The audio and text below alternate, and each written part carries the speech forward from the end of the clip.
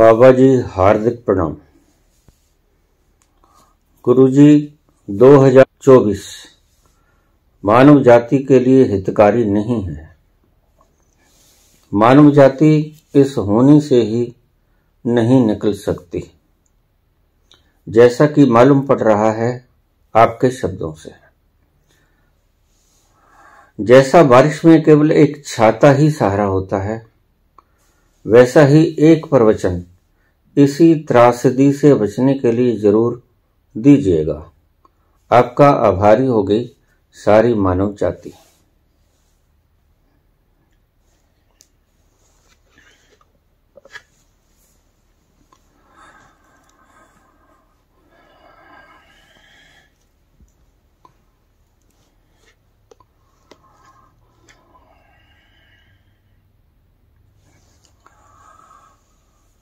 बड़ी दुखद अवस्था होती है जब मैं कभी अक्सर कलेक्टिव अनकॉन्शियस माइंड में जाता हूं। मुझे एक अद्भुत करने वाली चीज दिखती है। क्या दिखता है मुझे दिखता है कि मानव जाति अब ज्यादा जीना नहीं चाहती। आपको हैरानी होगी मेरी बात पे। प्रत्येक व्यक्ति चाहता है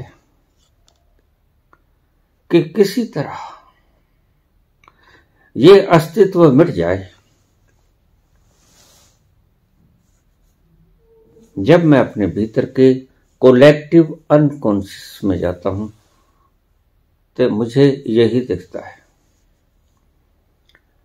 प्रत्येक व्यक्ति 1, 2, 10, 20, 50% नहीं, 99% व्यक्ति ये चाहते हैं भीतर से, अंतरात्मा से, कि ये जीवन रूपी स्यापा मुक जाए, ये झंझट खत्म हो जाए। आप शायद मेरी बातों से इख्तलाफात रखोगे, नहीं रखोगे, मुझे नहीं मालूम, लेकिन मैं ऐसा देखता हूं। सभी चाहते हैं चेतन से जीना और अचेतन से मर जाना चाहते हैं। ये बड़ी विडंबना है और आपको जानकर हैरानी होगी कि मैं ऐसा ही देखता हूं।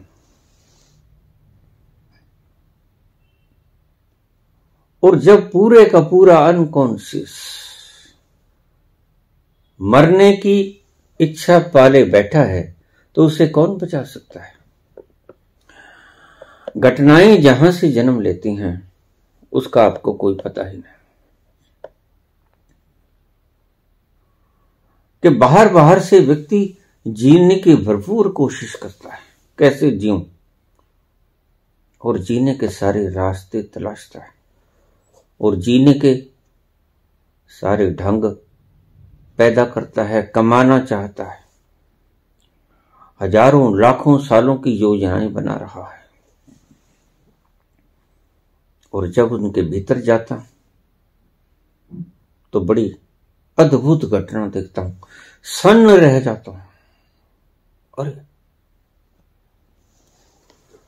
ये मरने की तमन्ना लिए मानवता किस ओर जा रही है। भीतर कुछ और है मानवता के, और बाहर कुछ और है। अक्सर यही होता है। आज कलेक्टिव अनकॉन्शियस आत्मघात करने को तैयार है। ये विनाशक हथियार ऐसे ही नहीं बन गए।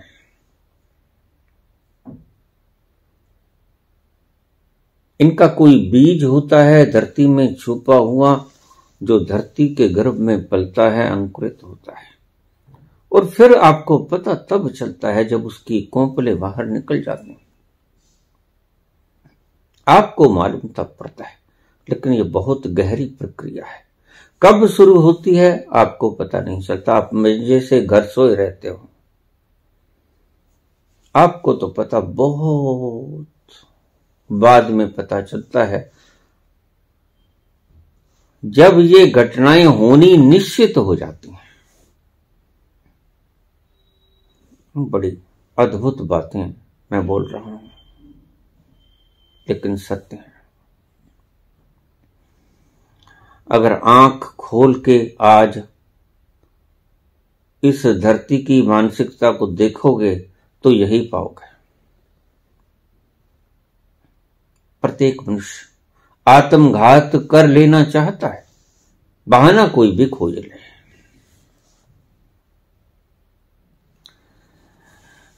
शागिर्द हैं हम मीर से उस्ताद के रासिक। शागिर्द हैं हम मीर से उस्ताद के रासिक।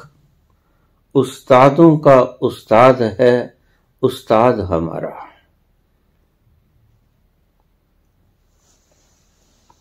नास्तिक, आस्तिक, झूठी बातें, सब झूठे हैं।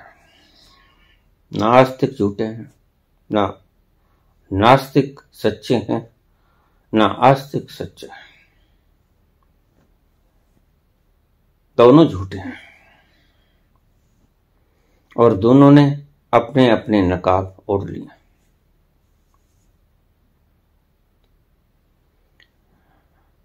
जिस मानवता को बचाने के लिए कार्ल मार्क्स ने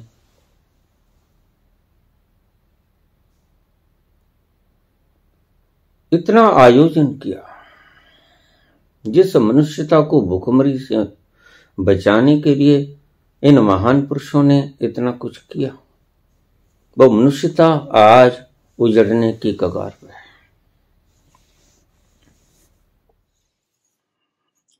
अगर आज मानवता को इजाजत दे दी जाए कि 2 घंटे के लिए आपके पास खुला वक्त है, आप जिसको भी चाहो मार सकते हो, तो आप पाओगे 2 घंटे के बाद दुनिया में कुछ एक लोग ही रह गए जो कि उंगलियों पे गिने जा सकेंगे। कौन है जिसका कोई दुश्मन नहीं? कौन है जो आपके मरने की इंतजार में नहीं बैठा? है कोई ऐसा? इस गलतफहमी में मत रहना। प्रत्येक व्यक्ति का कोई न कोई जानी दुश्मन है। अगर आज ऐसी घोषणा हो जाए, 2 घंटे के लिए कानून उसके ऊपर कोई एक्शन नहीं करेगा, जिसको भी मारना चाहते हो मार दो, तो 2 घंटे के बाद आप पाओगे नाम मात्र लोग बचे, वो भी किसी कारण से लुक छिप गए, ऐसे स्थानों पे चले गए जहां पर आप नहीं पहुंच सके, अज्ञातवास में चले गए। मानवता, अगर आप ये भ्रम में हो कि आज आपको कोई रोग हो गया, असाध्य रोग, तो वह आज हो गया, गलती में मत रहना। बहुत पहले से उसकी शुरुआत हो गई होगी। उसी अनकॉन्शियस की बात मैं करता हूं, कलेक्टिव अनकॉन्शियस।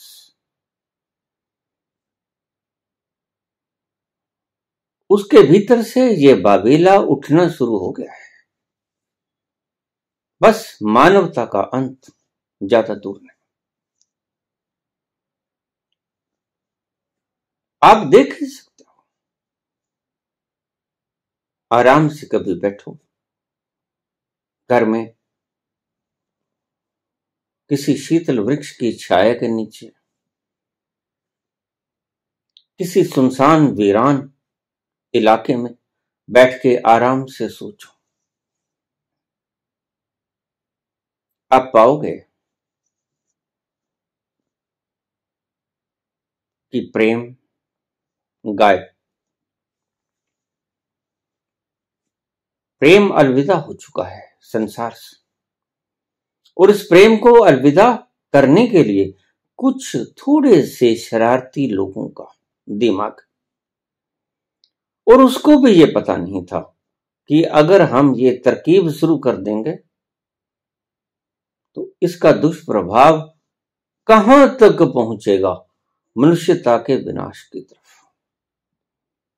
भेद बुद्धि हमेशा ही विनाशता की कगार पे ले जाया करती है, क्योंकि भेद बुद्धि से पैदा होता है ईर्ष्या,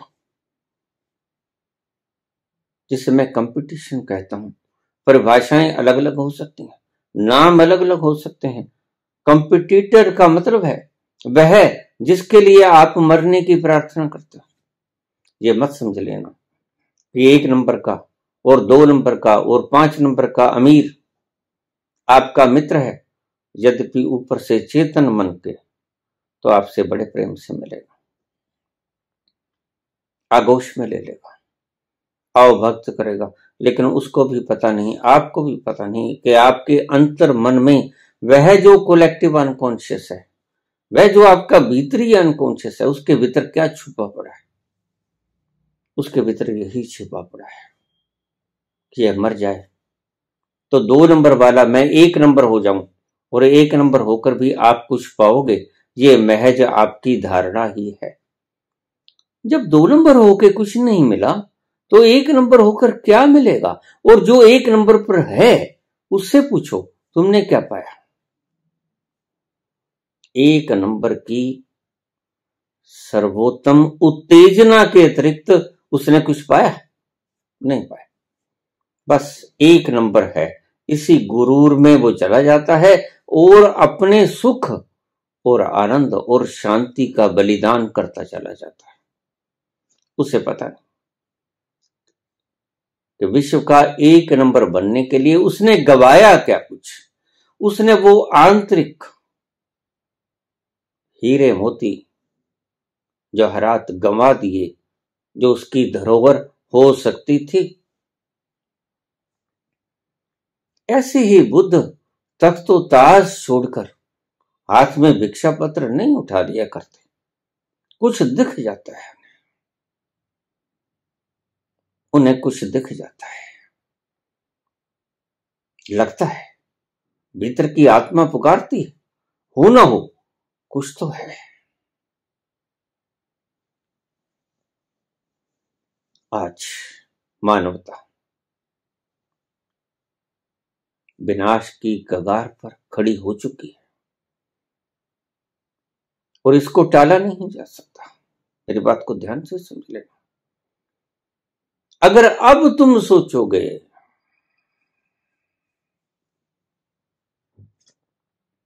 कि हम किसी तरह इस मानवता को बचा लें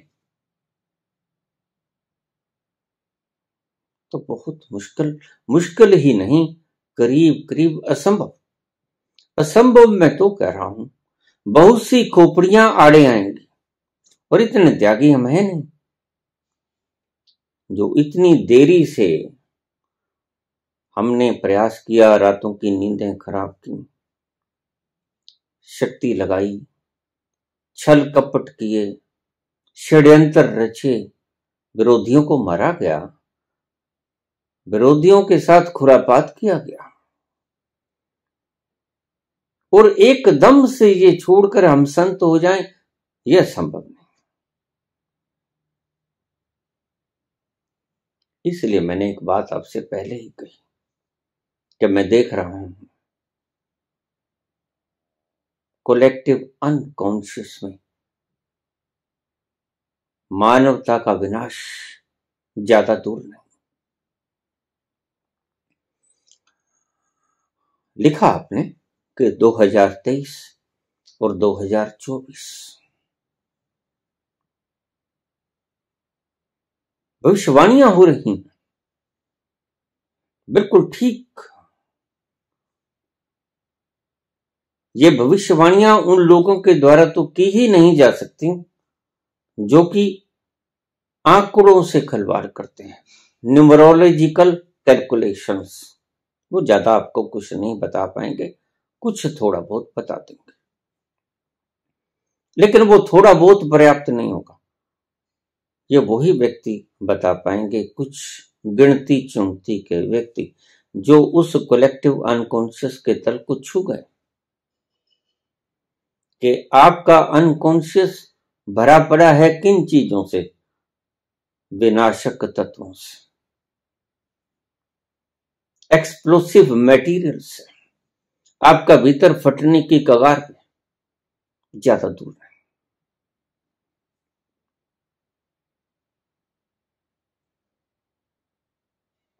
फिर भी इसको थोड़ा सा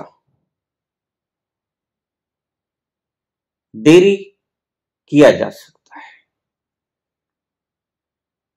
यूक्रेन और रूस का युद्ध शुरू हुआ तो मुझे किसी व्यक्ति ने पूछा, बाबा ये कब खत्म होगा? कहते हैं 5-10 दिन में खत्म हो जाएगा। रशिया 5-10 दिन में छोटे से यूक्रेन को जीत लेगी, सुप्रीम पावर है। मैंने कहा सुप्रीम पावर तो है, लेकिन बेटा जीत नहीं पाएगी। यह युद्ध बड़ा लंबा चलने को है, लगता नहीं कि लंबा चलेगा। एक छोटा सा मुल्क, उसका ही हिस्सा किसी वक्त का, सभी उसके लूपहोल्स जानता है रशिया।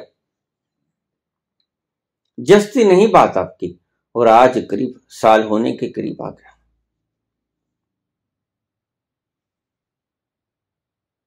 और मैंने पहले भी कहा, लोग मुझसे पूछ लेते हैं बाबा कौन जीतेगा?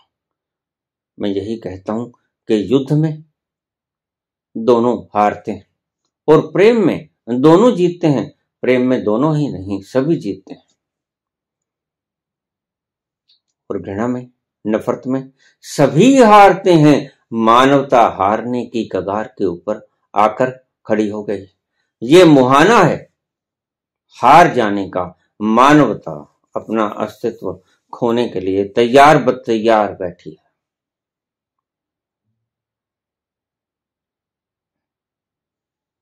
Coming events cast their shadows before. ये तो ठीक है, आने वाली घटनाएं अपनी छायाओं को पहले ही प्रत्यारोपित कर देती हैं, लेकिन जान कौन पाता है इसको? जान वही पाता है, कोई इक्के दुक्के व्यक्ति, उंगलियों पे गिने जाने वाले, जो भीतर वहां तक छलांग ले लिए होते हैं, जो शुद्ध बुद्ध अपने ही स्वभाव में उतरने की कवायद को कब से शुरू कर रहे होते हैं। वो जान पाते हैं कि होने वाला क्या कहता है, कल क्या होने वाला है। इसलिए मैंने अपने पिछले प्रवचन में मनुष्यता का विनाश कब होगा, उसके लिए शायद आपने मेरी वीडियो ना सुनी हो तो सुन लेना। 20 अप्रैल 2138,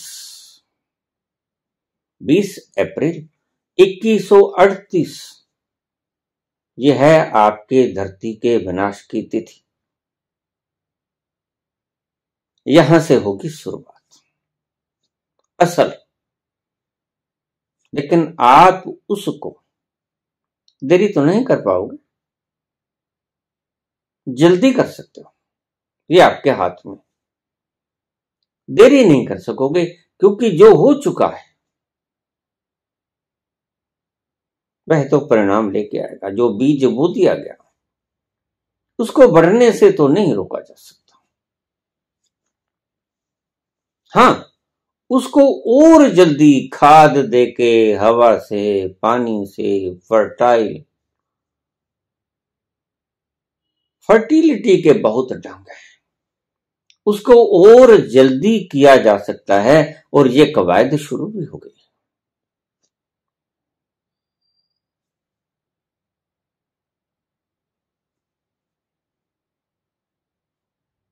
आज मनुष्यता अगर आप अपने आप को बचाना भी चाहे तो उसको बहुत बड़ा त्याग करना होगा। और जो मनुष्यता त्याग कर नहीं सकती, इतना जिगरा नहीं है मनुष्यता कि सब कुछ छोड़ छाड़ के अपने घर में बैठ जाए आराम से, कहते छोड़ा। ये संभव कैसे है? आप समझ सकते हो कि विश्व का 1 नंबर का अमीर छोड़ के घर बैठ जाए कि लूट लो खजाना, बस ठीक, जितना कमाया कमाया, अब समझा गई बात। इतनी समझ इतनी आसानी से थोड़ा आया करती, और क्योंकि ये नहीं आया करती इसलिए मैं कहता हूं कि ऐसा होगा ही।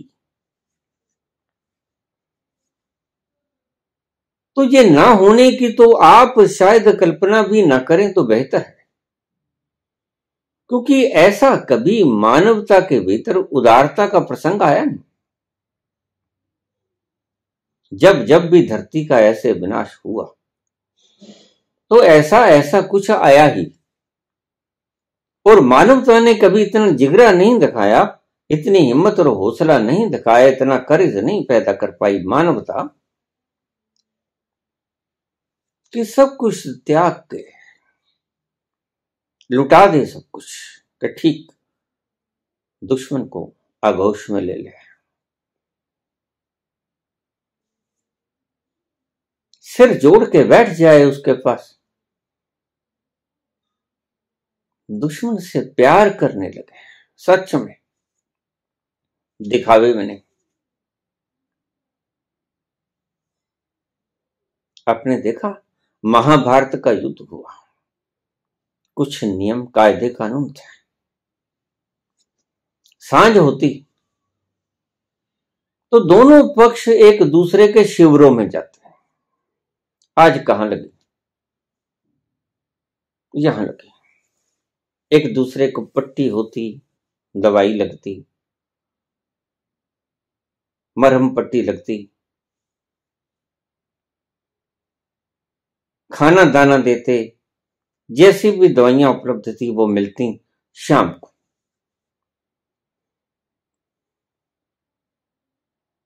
ये होता है युद्ध, जिसे हम कहते हैं धर्म युद्ध। इसीलिए धर्म क्षेत्र कुरुक्षेत्र,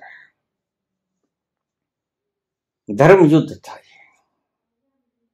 लेकिन उस धर्म युद्ध में अधर्म बहुत हुआ, मान्यताएं तोड़ दी गईं, बनाए हुए नियम नष्ट भ्रष्ट कर दिए गए। और ये हुआ किसके कारण? आपको शायद पता होगा, ये हुआ भगवान श्री कृष्ण के कारण। और भगवान श्री कृष्ण के कारण हुआ तो क्यों हुआ, ये भी आप शायद समझ न पाओ। ये भी वही जवाब देंगे जो जानते हैं। भगवान श्री कृष्ण जानते थे, बाकी का तो सारा ड्रामा है, एक फॉर्मेलिटीज है। पता था युद्ध होगा निश्चित, लेकिन युद्ध रोकने की कवायद करने के लिए, हे पांडवों, आप मुझे एक बार शांति दूत बना के भेज दो, मैं समझाने की चेष्टा करूंगा धृतराष्ट्र को, दुर्योधन को। पता था, सब पता था ये होगा, लेकिन कवायद हुई और दुर्योधन ने क्रोध में आकर कहा, पकड़ लो इस, गिरफ्तार कर लो इस ग्वाले को। और शंखनाद हो गया युद्ध का। कृष्ण जानते थे यह होगा।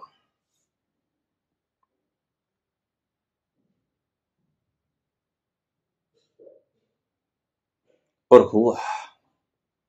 इस धर्म युद्ध को तोड़ा। किसने तोड़ा? कृष्ण ने तोड़ा। कुछ दुष्ट जनों ने तोड़ा। दूसरा दुर्योधन था, जिसने अपनी जीत की इच्छा को रख के अभिमन्यु को मारा। 7 वीर योद्धा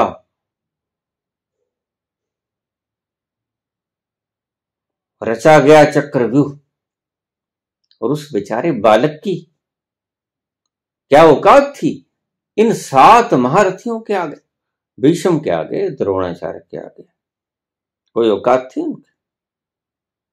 जो निष्णात थे शस्त्रों को चलाने में, जो सभी को सिखाया करते थे, विद्या दिया करते थे, उनके पास कितनी विद्याएं होंगी आप समझ सकते हो।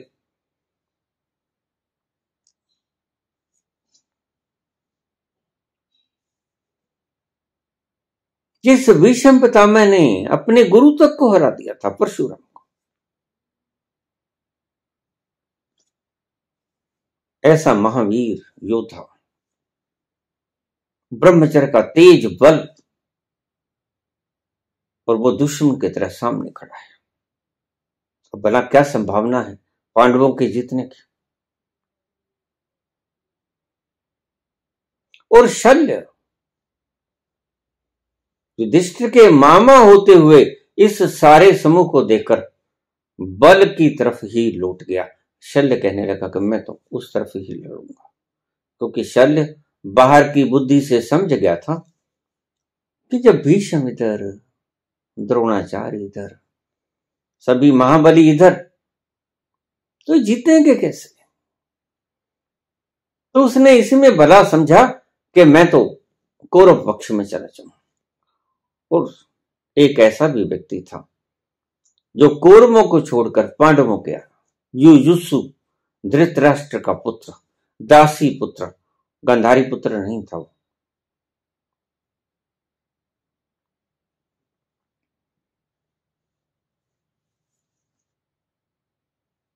कृष्ण ने देख लिया था।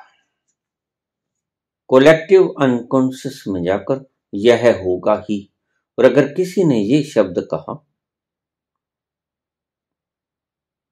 All the events are predetermined, तो वह इस तल को देखकर कहा। आपकी बुद्धि तो हजार हजार तर्क देगी, जब ऐसा है तो फिर ऐसा, जब ऐसा है तो फिर ऐसा। आपको पता नहीं कि जिस बुद्धि से आप तर्क दे रहे हो वो बहुत उथली उथली ऊपर खड़ी है, वहां तक तो इसकी लपटें भी नहीं पहुंचती। वहां तक कहां जाती हैं इसकी लपटें? भीतर गहन पाताल के भीतर जो घटनाएं घट रही हैं, पृथ्वी को क्या पता? कुएं के भीतर जो हो रहा है बहुत गहरे में, वो चेतन को क्या पता? चेतन के भीतर अचेतन, और अचेतन के भीतर कोलेक्टिव अनकॉन्शियस, और कोलेक्टिव अनकॉन्शियस के भीतर जो चल रहा है वो अचेतन को तो शायद थोड़ा बहुत भनक लग जाए, लेकिन चेतन को तो बिल्कुल नहीं होता। कॉन्शियस को तो बिल्कुल ही नहीं, कॉन्शियस माइंड को तो बिल्कुल ही नहीं पता होता कि कोलेक्टिव अनकॉन्शियस में क्या चल रहा है। मैं आपको बता देता हूं। कोलेक्टिव अनकॉन्शियस में चल रहा है मानवता का विनाश।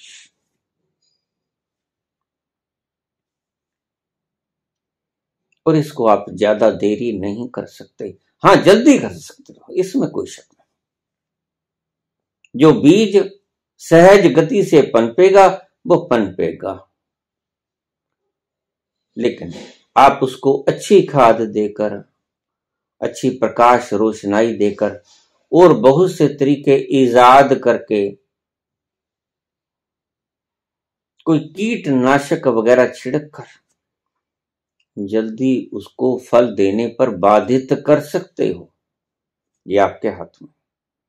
तो घटनाएं जो घटेंगी वह स्वाभाविक रूप से 20 अप्रैल 2138 में से शुरू हो जाएंगे, लेकिन आप चाहो तो उससे पहले शुरू कर सकते हो, उससे देरी नहीं होगी।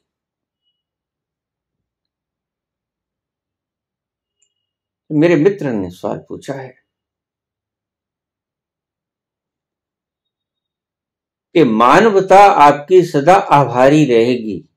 मानवता मेरी कभी आभारी नहीं रह सकती, क्योंकि मानवता में इतना दमखम नहीं कि मेरी बात को मान ले। मैं एक अदना सा व्यक्ति जो किसी मीडिया का प्रयोग नहीं करता।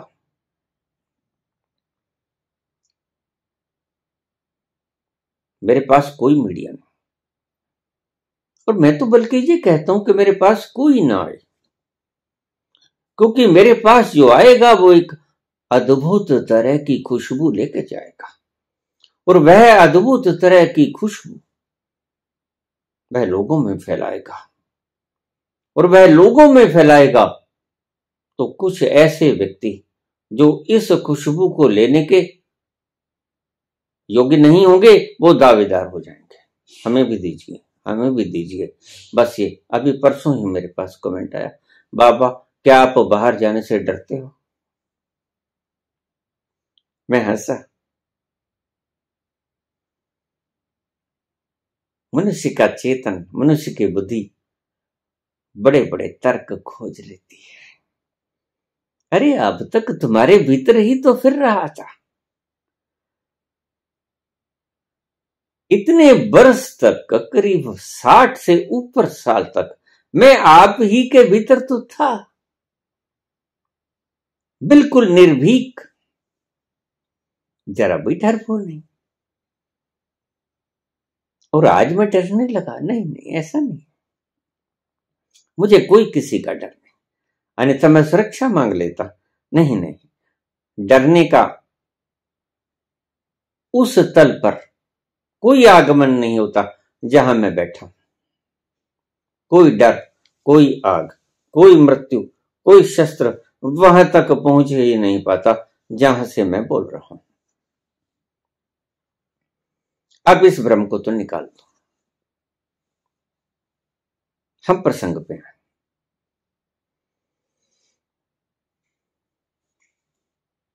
2023 शुरुआत हो चुकी है, यद्यपि इसकी शुरुआत बहुत पहले हो गई थी। 2019 के कोविड काल से संदेश देने शुरू कर दिए थे प्रकृति ने,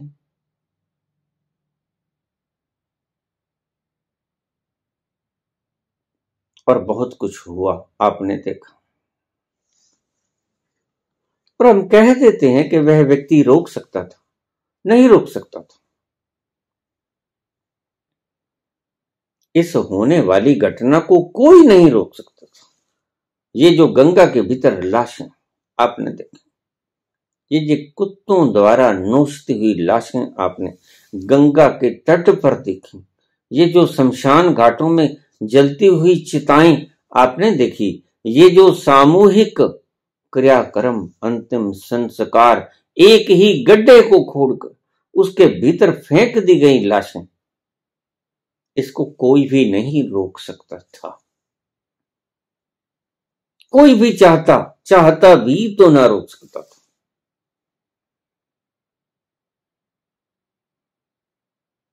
दिस वॉज इम्पॉसिबल। यह होना ही था, इसलिए इसकी जिम्मेवारी या इसका उलाहना किसी के ऊपर मत दो। यह होना ही था, प्रकृति ने वैसा ही विधान कर दिया। इधर लाशें गंगा में बह रही हैं, इधर लाशों का सामूहिक संस्कार शमशान में हो रहा है, इधर एक व्यक्ति सेंट्रल विस्टा बनाने की सोच रहा। मैं कहता हूं उस व्यक्ति के ऊपर जिसको हमने चुना कोई कसूर नहीं, यह होना ही था। मैं जानता हूं यह होना ही था।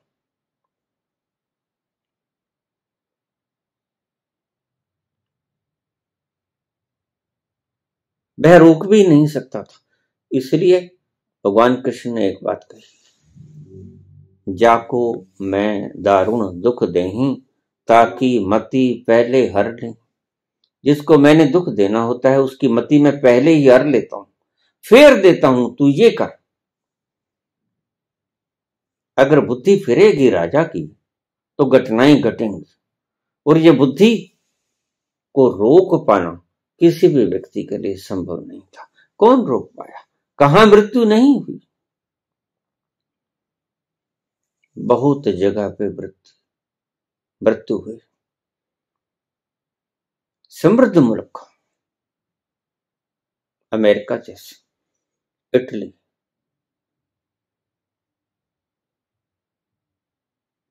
सभी के भीतर लोग मरे। विकसित मुल्कों में लोग मरे, यूनाइटेड किंगडम्स, सभी के भीतर लोग मरे और कोई रोक ना पाया। कोशिश बहुत की गई, लेकिन जो होना था वो हुआ, और जो होना है वो होगा। 2023 की बात, 2024 की बात मात्र करने से कुछ नहीं होगा। मेरी दृष्टि में शायद आप इस घटना को देरी तो ना कर पाओगे। अभी ही मुझे कनाडा से 2-3 दिन पहले एक मैसेज आया कि मेरा पुत्र यहां इंडिया में आ रहा है, और मैंने सुना है कि 20 तारीख को दोपहर को यहां भूकंप आएगा, नॉर्थ एनसीआर में और पंजाब, हरियाणा, राजस्थान में। तो क्या करें बाबा? मैंने कहा कुछ नहीं होगा, आप बच्चे को भेज दो, कोई भूकंप 20 तारीख को आने को नहीं। तो भेज दिया गया। अभी 20 तारीख से पहले की बात, इटली से रवाना होना था उसने।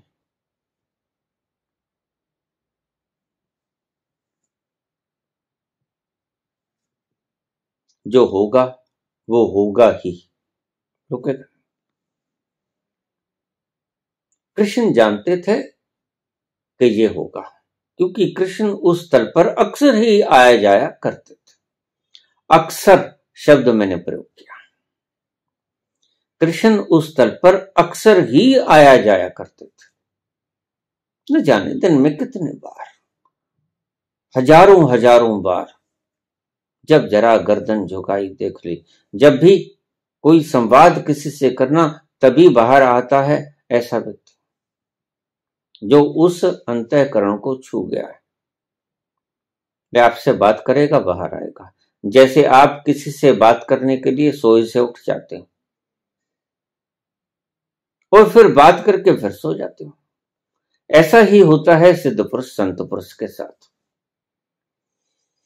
जब आप उससे मुखातिब होते हो तो वो उस तल से उठ के बाहर आ जाता है, और उसके लिए खेल है ये बात, आपके लिए बड़ी मुश्किल है, लेकिन उसके लिए खेल है। जिसको रास्ता पता है वो तो डुबकी मारेगा। जब जरा गर्दन झुकाई देख ली, बस इसका मतलब तो यही था जो बुल्ले शाह ने कहा। उसके लिए फिर ये रास्ते अज्ञात ना रहे।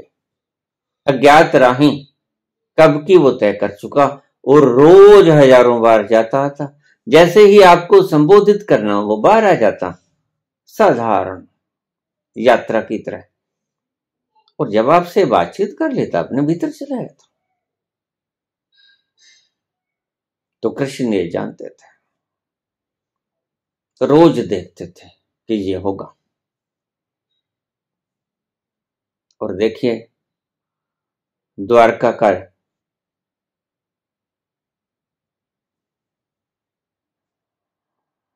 द्वारकाधीश द्वारका को छोड़कर युद्ध को लड़वाने के लिए हस्तिनापुर आ गया।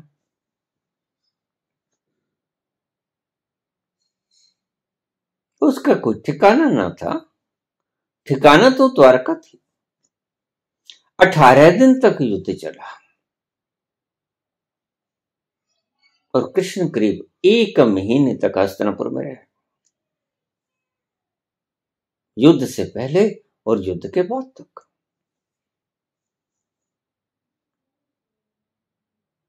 कृष्ण अच्छी तरह से जानते थे, रोज जाते, रोज आते, उस स्थल को छूते, उस स्थल की सारी चीजों को देखकर समझ चुके थे कि यह होगा ही। आपको अभी पता नहीं, ये ऐसा है कॉन्शियसनेस का पैमाना। जैसे आप सड़क पर खड़े हुए एक ग्राउंड फ्लोर के ऊपर जो नजारा देख पाते हो, तो उससे जो देख पाते हो वही बोल पाते हो। यह है आपका कॉन्शियस मन। फिर आप दूसरी, तीसरी, चौथी मंजिल पे चले जाते हो, वह आपका अनकॉन्शियस मन। 10वीं 20वीं मंजिल पे चले जाते हो, अनकॉन्शियस मन। और फिर आप 50वीं 100वीं मंजिल पे चले जाते हो। वो है कलेक्टिव अनकॉन्शियस मन। 100वीं मंजिल पर जाकर आप दूर से देख सकते हो, वो देखो गाड़ी आ रही, और आप 100वीं मंजिल पर दूर से उस गाड़ी को देखकर बता सकते हो, क्योंकि आपके पास नेत्र तो होते ही हैं, आपके पास दूरदर्शन की क्षमता भी होती है, टेलीस्कोप भी होता है। उस टेलीस्कोप के जरिए आप देख पाते हो कि वो देखो 50 मील दूर से गाड़ी आ रही है, और इतनी रफ्तार से आ रही है, और इतनी देर में यहां पहुंच जाएगी, और आप बोलोगे वहां से कि 1 घंटे में यहां गाड़ी आ जाएगी, और नीचे खड़े लोग कहेंगे बकवास कर रहे हो, लेकिन वो सत्य बोलता होगा, क्योंकि वो देख रहा है गाड़ी वहां से चल रही है, चल पड़ी, और 1 घंटे में यहां पर पहुंच जाएगी अपने स्टेशन पर, और नीचे सुनने वाले लोग कहेंगे कि ये व्यक्ति झूठ बोल रहा है, बकवास कर रहा है, लेकिन 1 घंटे के बाद वो गाड़ी आएगी, क्योंकि देखने वाले ने 100वीं मंजिल पे वो देख लिया है। और यह कोई कल्पना नहीं है, यह है शुद्ध देखने जैसी घटना है। गैलीलियो गैलीली ने कहा, जो बाइबल में लिखा था उससे बिल्कुल विपरीत, कि सूर्य नहीं घूमता है पृथ्वी के गिर्द, पृथ्वी ही चक्कर लगाती है सूर्य के गिर्द।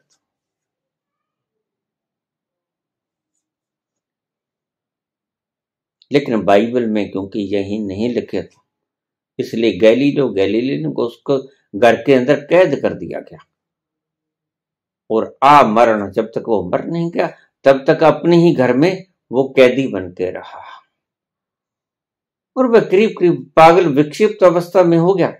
उसने एक तस्वीर बना दी पृथ्वी की और सूरज की, घूमते हुए पृथ्वी की सूरज के आसपास, और उसके ऊपर लिख दिया एंड स्टिल इट मूव्स, और सूनी आंखों से वो उस दृश्य को निहारता, एंड स्टिल इट मूव्स, और अब भी ये घूम रही। लेकिन चूंकि बाइबल में लिखा है, इसलिए धर्मांध व्यक्ति तो बाइबल की बात ही मानेगा। ये भेद बुद्धि पैदा करने वाले शास्त्र